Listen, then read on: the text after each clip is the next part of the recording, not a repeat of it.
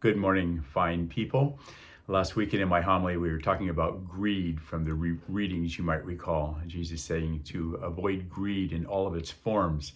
And I told you that little story about all the pieces in the Monopoly game have to go back in the box after the end of the game, and that we need to work at being rich in what matters to God. So here's a little story I want to read to you. Right? An American businessman was at the pier of a small South Island village when a small boat with one fisherman docked. Inside the boat were a couple of really nice fish. The American complimented the islander on the quality of his fish and asked him how long it took him to catch them. The islander replied, "Only a little while." The American then asked why he didn't stay out longer and catch more fish. And the islander said he had enough to support his family's immediate needs. The American then asked, "But what do you do with the rest of your time?" And the fisherman said, "I sleep late, I fish a little, I play with my children, I take a late afternoon nap with my wife, and then in the evening after dinner I stroll into the village each evening where I sip rum and play guitar with my friends. I have a full and a busy life."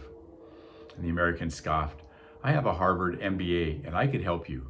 You could spend more time fishing and with the proceeds buy a bigger boat.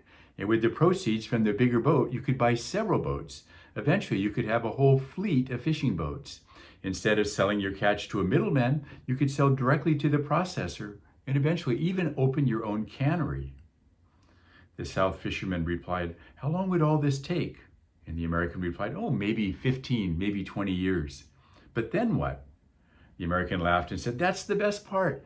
Then that's when you announce an IPO and sell your company stock to the public and become very rich. You could make millions." "Millions? Really?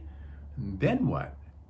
And the American responded, "Then you retire. Then you could move to a small fishing village where you sleep late, fish a little, play with your grandkids, take a late afternoon nap with your wife, and then in the evening after dinner, stroll into the village to sip rum and play your guitar with your friends."